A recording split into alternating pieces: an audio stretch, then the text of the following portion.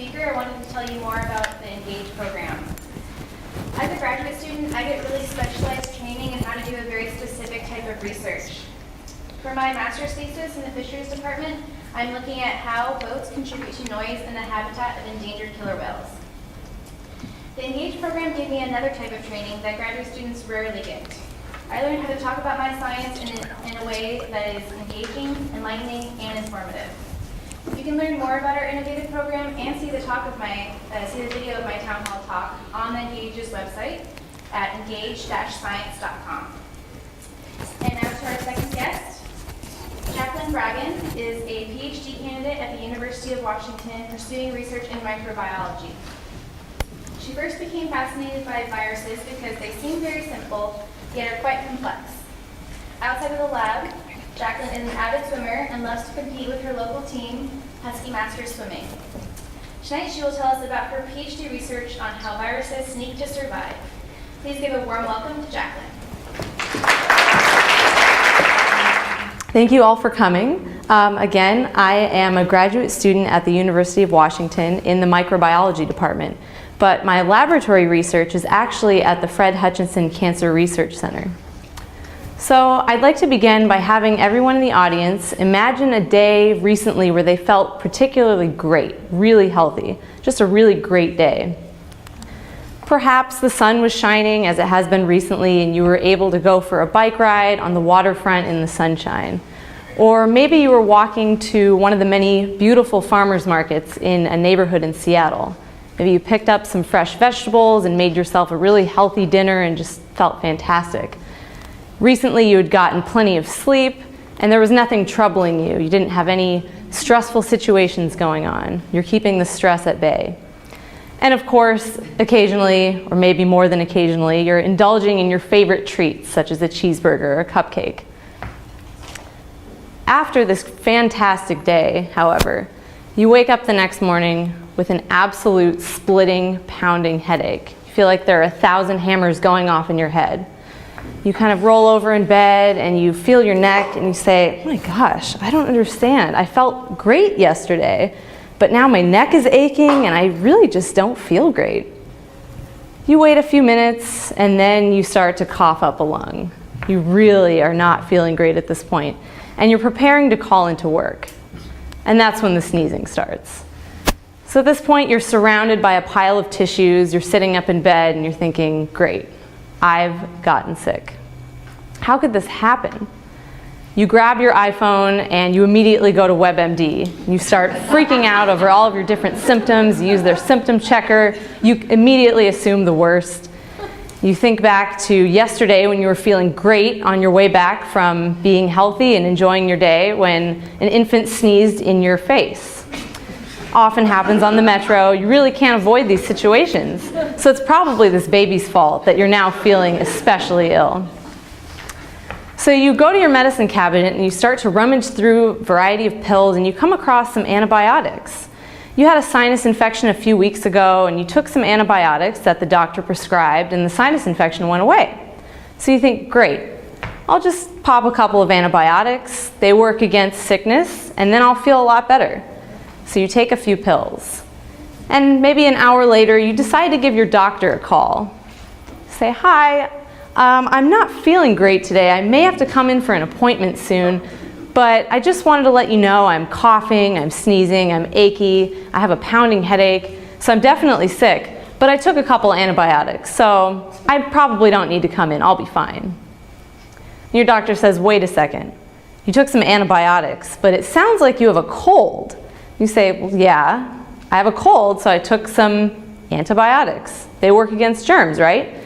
Your doctor says, sorry, you have a cold, which is not caused by bacteria. Colds are caused by viruses.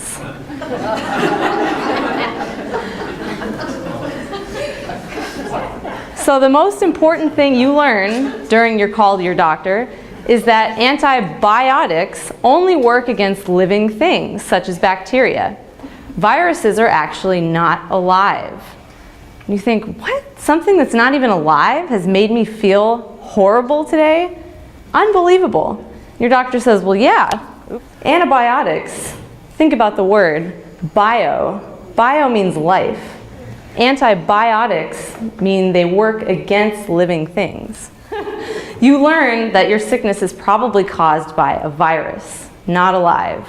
Antibiotics won't work. You hang up the phone with your doctor and you get back into your bed, which is covered in disgusting tissues, and you grab your laptop. And you start Googling, what is a virus? I mean, I've heard of viruses. I know it's probably something that makes me sick. It's a type of germ. But what is it exactly if it's not alive? How can it make me sick? So during the course of your Googling, you learn that viruses are very, very small. They're actually much smaller than bacteria, and they're not alive.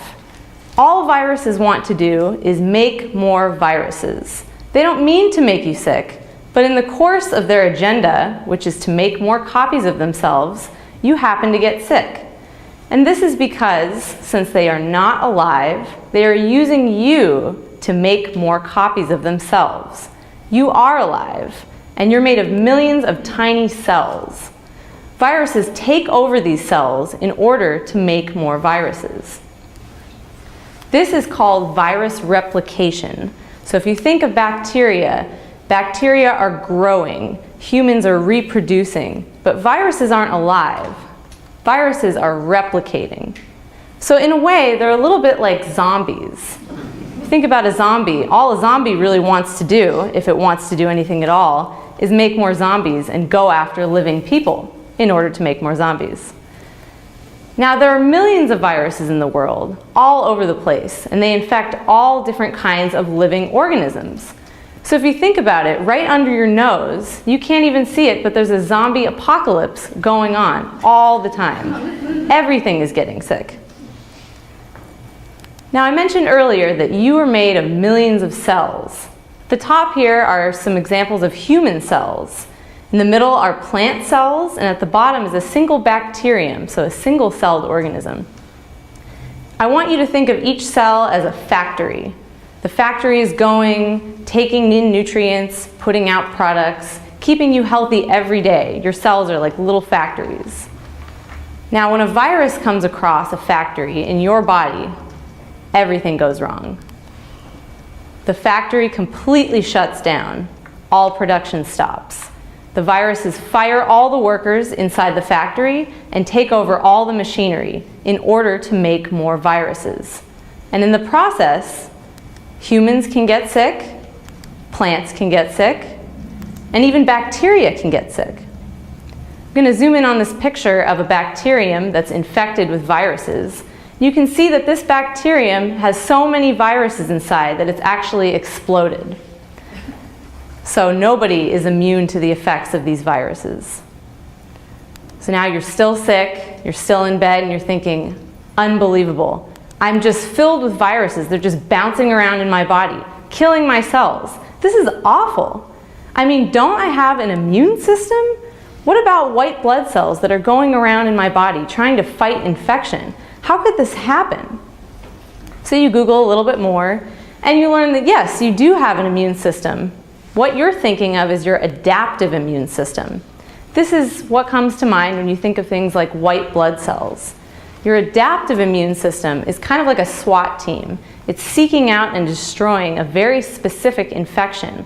And by the time you get sick, your adaptive immune system is hard at work to try to get you healthy again. And when you get a vaccine, this is like taking a picture of a particular virus. The next time, unfortunately, if you're exposed to that virus, such as the flu, if you got your flu shot, the SWAT team will go after it immediately and keep you healthy.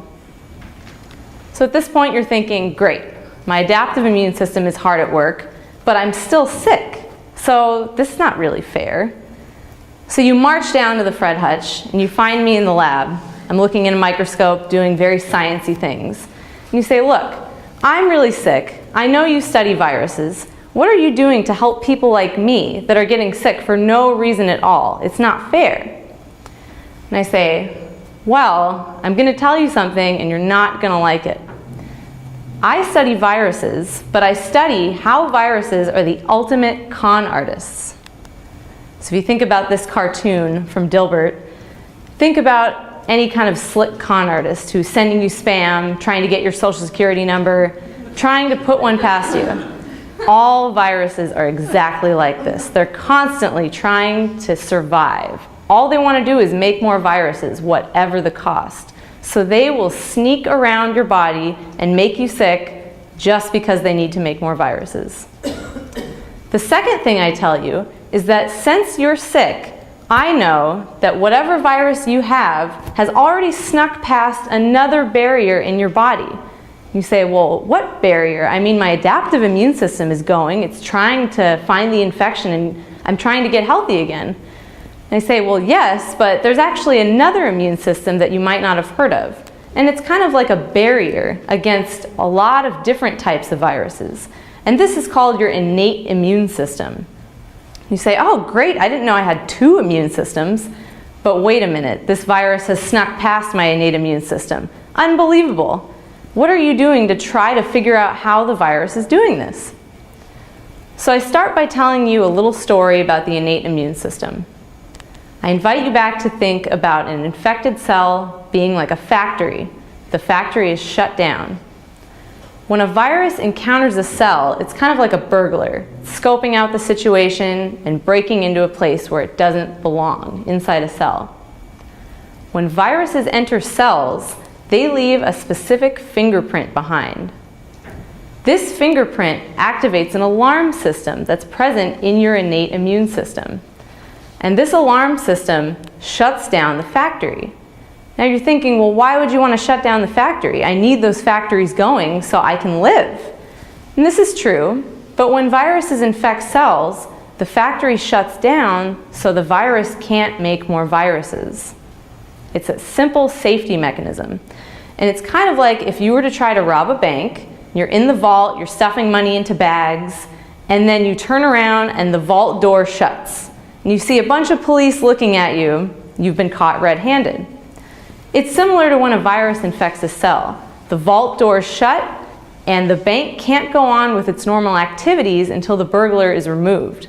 But at the same time, the burglar can't escape with the bags of money. Everything stops until the situation is cleared. And normally, this is how your innate immune system stops viruses from making more viruses. However, as I mentioned, think of the virus as a con artist. So many different viruses have ways of sneaking around this innate immune system safeguard.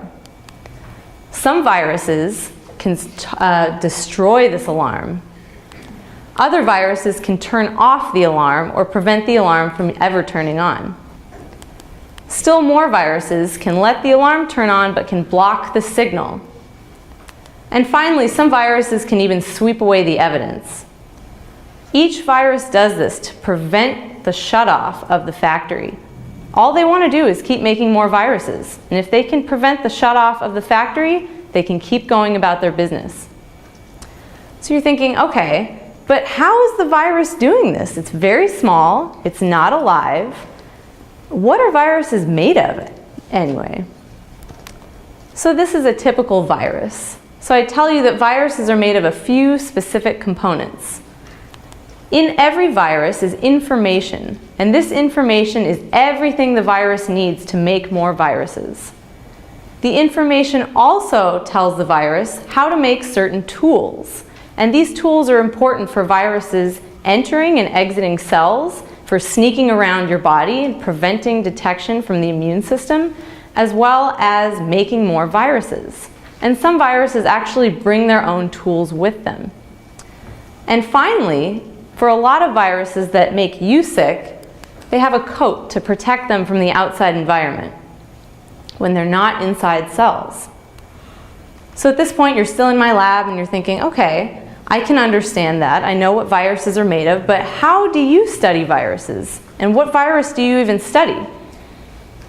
I actually study a type of herpes virus. So this is what a herpes virus would look like under a very powerful microscope. And what I do is I study how this virus is able to sneak past the innate immune system. I know that the virus I study has a particular tool that can stop or prevent the alarm from turning on in this innate immune system safeguard. By looking at the tools that the virus has in its information, I can figure out why this tool is important to this virus. So I'm looking through the information of the virus, and I can edit that information in order to figure out if this tool is really important for this virus to make more viruses. Now, I'm able to study this only by using a special method that uses the idea that viruses make more viruses. So if you remember, viruses aren't alive, and you can't see them unless you have an extremely powerful microscope. So when a virus infects a cell, it makes more viruses. And these viruses go on and infect more cells, which make more viruses, which results in a lot of cells dying. Now, when I'm in the lab looking through the microscope at this little pink dish, I'm actually looking at cells, not viruses. But what I can do is called a plaque assay, and this is actually looking at the effects of the virus. You can see in this purple circle there are little clear holes, and each hole indicates where a virus has infected a cell, has made more viruses, have infected more cells, and eventually they cause a hole in this layer of cells. And by counting the number of holes, I can see how well a particular virus is able to make more viruses. So if the virus that I study has all of its information and it has no problem making more viruses, what I found is that by taking out key information, I can take this tool away from the virus. And I find that that's detrimental to the virus.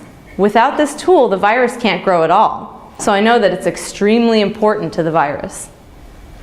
Next, I want to figure out how the virus is using this tool. Let's say the tool is like a wrench. If you think about a wrench, they're really meant for twisting nuts and bolts. So perhaps the virus is using the wrench in the traditional sense.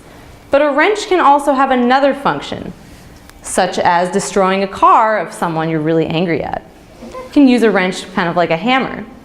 A lot of tools that viruses have several functions. They have a lot of bang for their buck.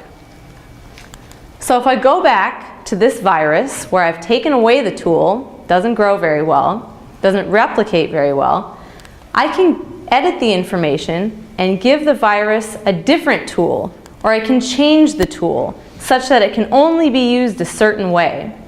And this way I can find out exactly how the virus is using the tool in order to make more viruses. Finally, as I've shown you before, if I take the tool away from the virus and I infect cells, the innate immune system becomes active and tries to prevent this virus from making more viruses. When the virus gets in the cell, it leaves evidence. This evidence activates the alarm system, and the alarm system completely shuts off the factory, and the virus can't grow. However, one thing that I can do as a scientist is I can edit the information of the cell as well. So I can take away this alarm system from a set of cells. By taking away this alarm system, I can prevent the factory shutoff. If I can do this, then I can figure out if that tool that I took away from the virus is really necessary in order to just block this alarm system. And it turns out that if I take the tool away from the virus, and if I take the alarm system away from the cells, the virus can grow again. So this tool is very important to the virus because it needs to block the innate immune system. It can't grow at all without the tool unless I take away that alarm. So you're still standing in my lab and you're thinking, wow, that was a lot of information on very, very tiny specific details, on things that I can't even see, even with a microscope. That still doesn't answer my question of what are you doing as a scientist to help me? I'm sick. I don't have the virus that you're studying. How are you trying to figure out how people like me can prevent getting sick? And I say, well, that's a very good point. I study extremely specific things and extremely specific viruses. But if you remember, there are millions of viruses out there, and all of these viruses have different sets of tools. But many of these tools are used in order to sneak around your innate immune system. And by studying the tool of a specific virus, I can learn a lot about the tools of many different viruses. So as a scientist, I'm constantly thinking about the big picture. Even when I'm looking in the microscope at a single cell, I'm thinking about all the other viruses that are out there and what we can learn by using the system to study one virus. So before I take any questions, I would just like to acknowledge the ENGAGE program, as well as my lab at the Fred Hutch Cancer Research Center, the Jabal Lab, the Pacific Science Center's Science Spotlight program, as well as Town Hall for allowing me to speak tonight. And I'll take any questions. Thank you very much.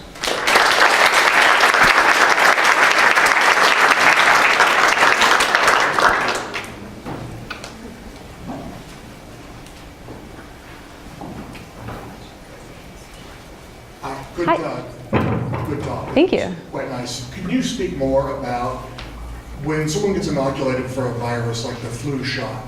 They've done something to that virus so that it's not just getting a free pass past the innate immune system. It's something has prevented it from replicating. What is that? How does that work? So some vaccines are weakened viruses. So they can give you a virus that's not able to make more viruses on its own. Or they can give you a piece of the virus. And what this does is it actually shows your adaptive immune system, the SWAT team, exactly what that virus looks like without giving you the risk of getting sick.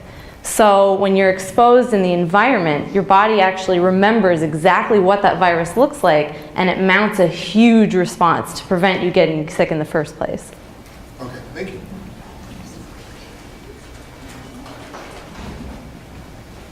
Are there situations where viruses talk to bacteria? I understood that cholera could pass on stuff to viruses.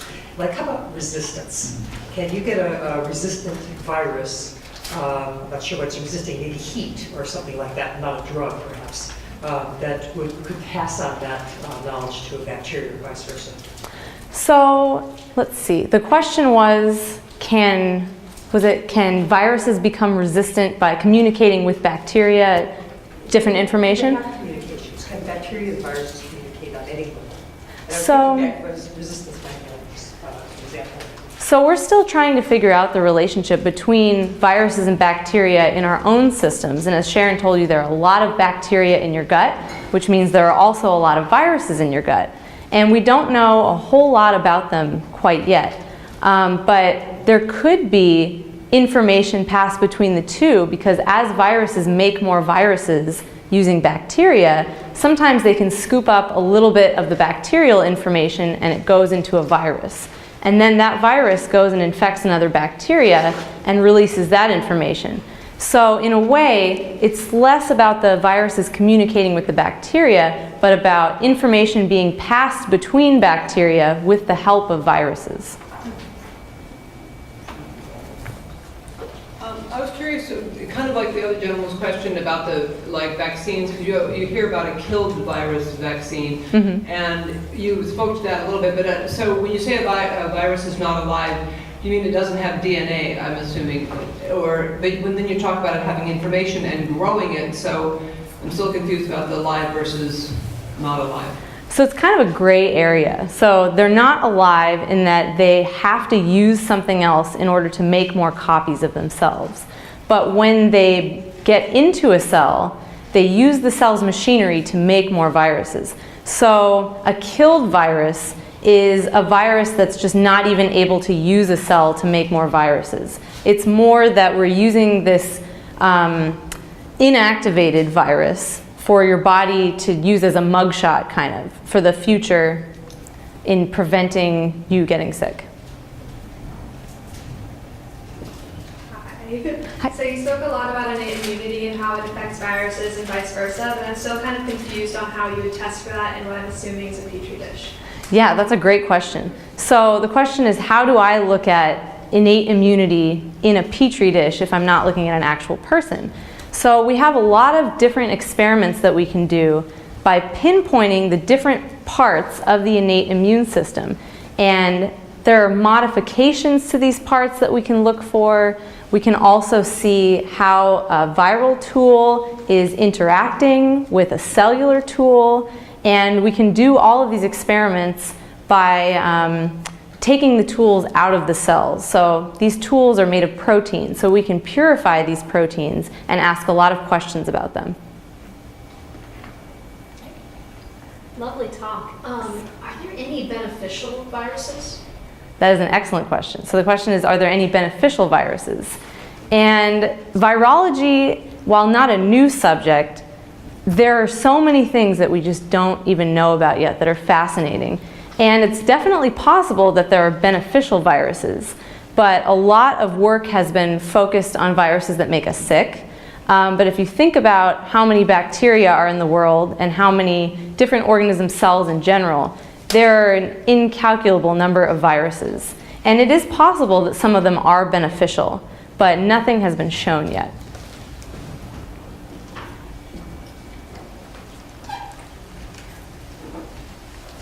You talked about the innate system. What are the components of the innate immune system?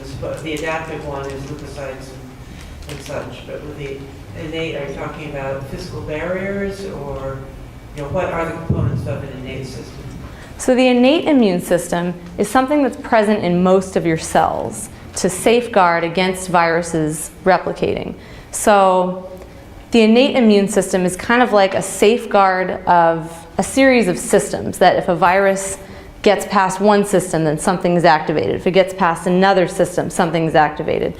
And generally, when the innate immune system is activated, a lot of different signals go off to try to make the cell as hostile to viruses as possible, in general. Is that communication by proteins between different parts of the cell, or is There it are- a genetic response, or well, they'd be related, but It's actually both. So when a virus infects a cell, one of the things that does happen is that cell can send signals to other cells that something is wrong. And by sending that signal, that actually encourages the cell to make more antiviral proteins that can try to block the viral replication. So a lot of things happen when a virus infects a cell to try to kind of quash that from going on. Hi, Hey, nice job. thanks. What's the cancer connection? The cancer connection to my research? That's a great question too. So my lab is at the Fred Hutch, but I don't directly study cancer. And there are actually two connections that are really interesting. So the first one is that alarm system that I was telling you about. That's a specific protein in a cell. And just like some tools of viruses can have several functions, this tool in the cell can also have several functions. And it's been implicated to possibly be important for regulating how cells grow. And if they grow out of control, that's a hallmark of cancer. So by studying this particular tool of the cell, we might be able to understand more about cancer. And the second is that many different cancers are actually caused by viruses. Not the one that I study, but what we can do is we can learn more about viruses in general, and thus learn a lot about viruses that cause cancer, that also sneak past your immune system. Hi, I wonder if you could talk about the relationship between live cells and viruses which have no respiration and can't reproduce on their own, and how that system works. I mean, the only thing I can visualize is sort of like you have people who discover software and they start reproducing a lot of software, even though the software isn't alive. So, there's also just pure chemistry. I mean, what apparent knowledge is there about that hijack process or relationship? So the question is, what knowledge is there about how viruses are hijacking cells even though they're not alive? So viruses have very specific tools that they can use to sneak into cells. So they don't belong in cells, and on the surface of cells are a lot of different tools that they use to bring in and push out different products, or to interact with different cells, or to grow or move or what have you. And viruses use all of these things that are on the surface of the cell to their advantage. So they might have a tool that fits with a tool of the cell, but it's not meant to do that. The cell is actually using that tool for something the cell needs, but the virus has hijacked that system in order to get into the cell. Yes? Can you go back to the slide where you talked about how you needed to turn off the signal and then that showed you that the bacteria, I didn't quite, or that the virus could then reproduce. I didn't quite understand the connection between like turning off the signal in the cell and then the virus was able to reproduce. So you were talking about, let's see, right here? Yeah. Okay. It seems like it might be a good question to talk to. We could talk about it after. And we have to Yeah. move on, so thanks, Jackie. Okay. Thank you for coming.